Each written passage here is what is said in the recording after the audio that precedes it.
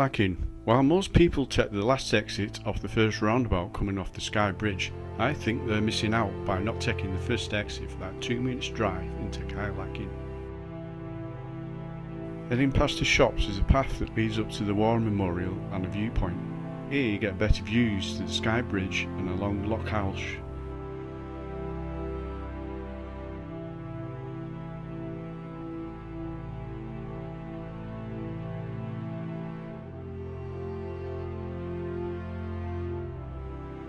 Off the back of the War Memorial is views over Kyleakin harbour and the ruins of Caisteal Maol, which is an ancestral seat of the clan MacKinnon.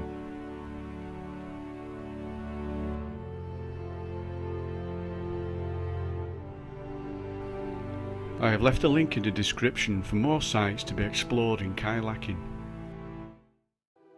Sligachan, situated at the junction of the roads from Portree, Dunvegan and Broadford. The Sligachan Old Bridge was built between 1810 and 1818 by engineer Thomas Telford. The bridge is for pedestrians and cyclists only, following construction of a new road bridge parallel to it.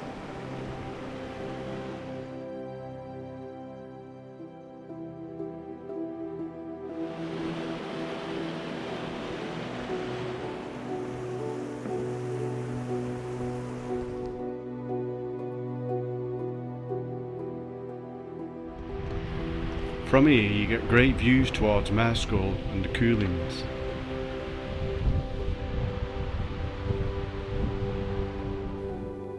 The hotel was built here around 1830.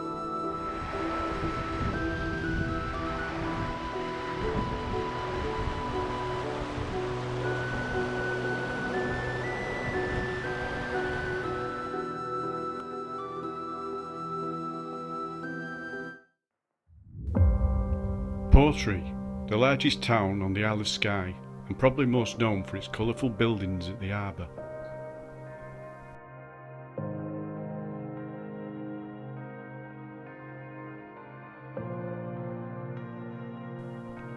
In Portree there is a little known landmark called the Apothecary's Tower, which resides on the Lump, a rocky outcropping behind the waterfront.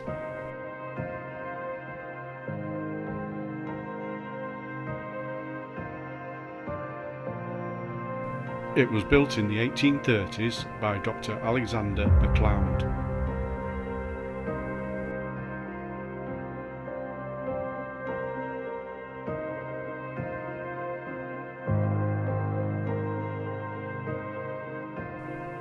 Inside the tower are some steps that allows you to climb to the top.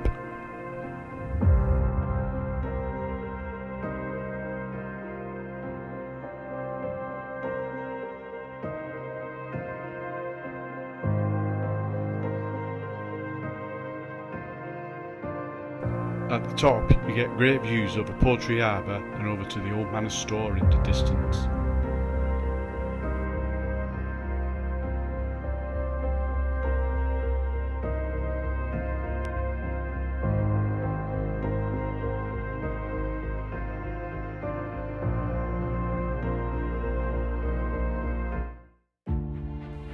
The Old Man of Storr, which is part of the Trotternish Ridge that was created by a massive ancient landslide, leaving one of the most photographed landscapes in the world. Famous for its magnificent scenery and views, the Old Man of Storr is a popular hotspot for tourists, hikers, hill walkers and photographers alike.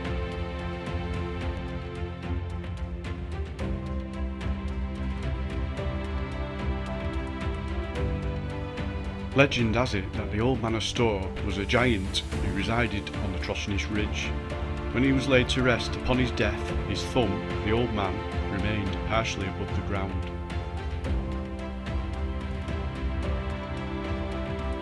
The walk to Storr Viewpoint from the main car park is about 2.5 kilometres for an out and back walk of 5k, taking roughly 2 hours.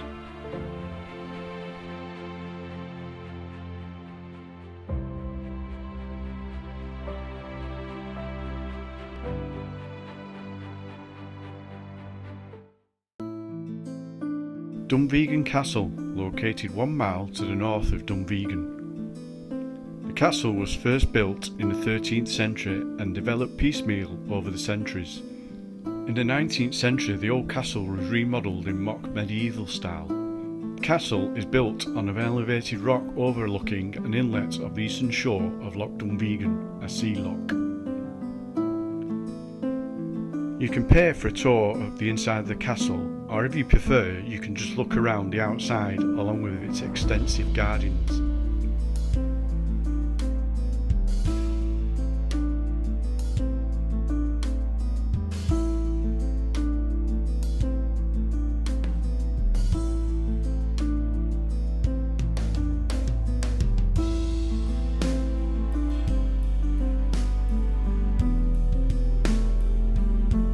On the outside you can walk behind the castle and see it stood on the outcropping.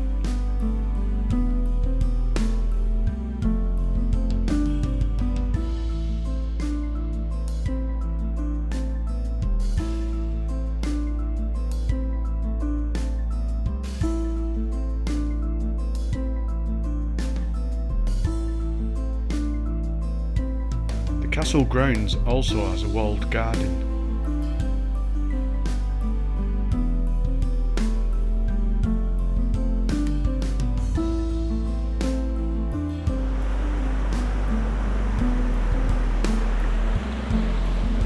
There is also a quite large garden outside of the walled garden, which also has a magnificent waterfall.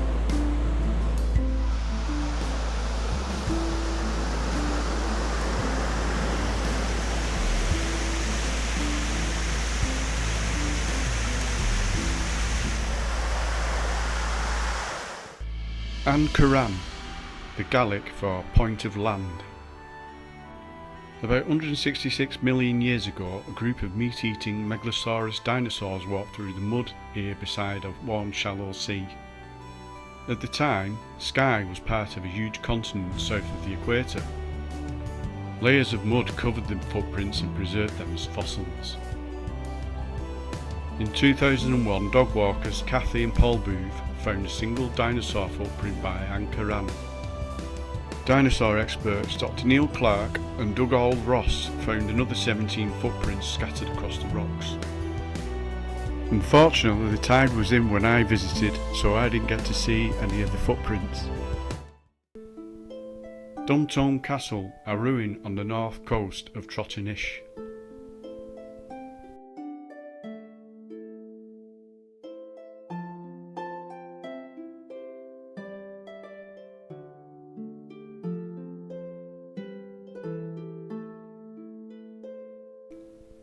The castle was built in the 14th and 15th centuries when the area was subject to feuds between the MacLeod and MacDonald clans. Today the ruins are in such a sad state of repair it is not permitted to have a look inside.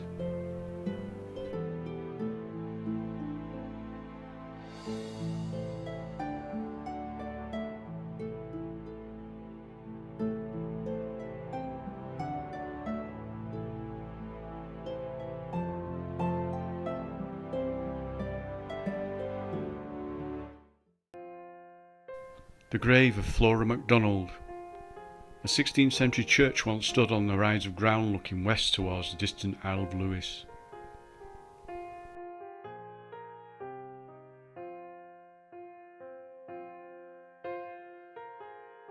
The church is gone now, but the burial grounds remain, and with it the wealth of historic graves and monuments, among them the striking memorial to the Jacobite heroine Flora MacDonald, best known for helping Charles Edward Stuart evade government troops after the Battle of Culloden in April 1746.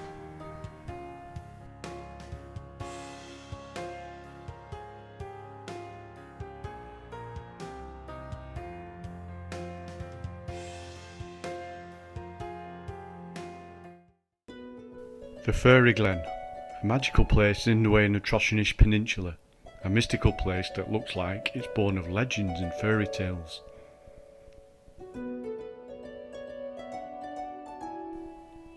Here you'll find lush craggy landscapes, ruined fairy castles, rowan trees and even a stone circle labyrinth where you can make a wish to the Fae.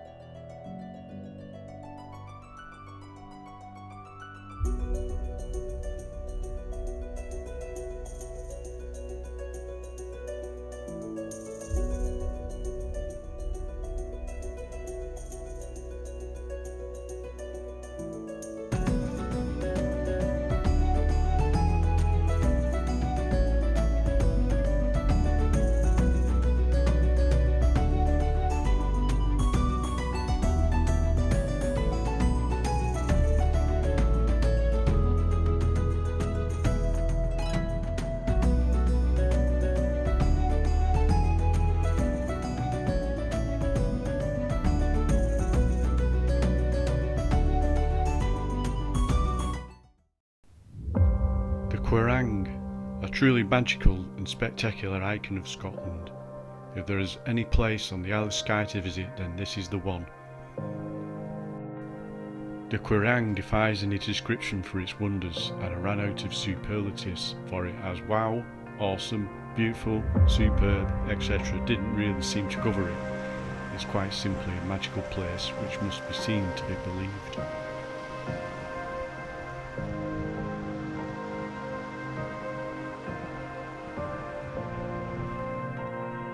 The whole of the Trotchinish Ridge escarpment was formed by a great series of landslips. The Quiraing is only part of the slip still moving, and the road at its base near Fairy requires repairs each year.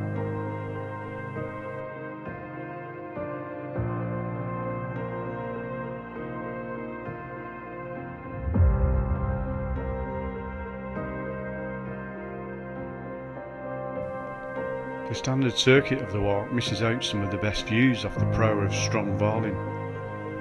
This gives great views out to Staffin, the coast, and the distant Isle of Lewis.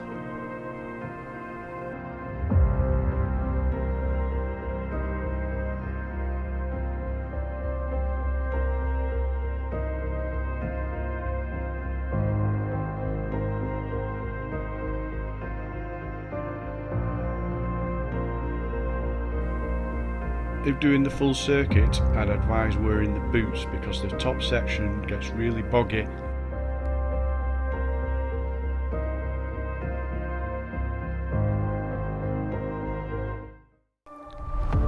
Dunvegan Castle. Whilst not on the Isle of Skye, it sits 10 miles away and is well worth the trip. It's perhaps the most photographed castle in Scotland. The castle sits on a small tidal island situated at the confluence of 3 sea lochs. Upon payment of a fee, you can take the trip across the bridge to take a look inside the castle.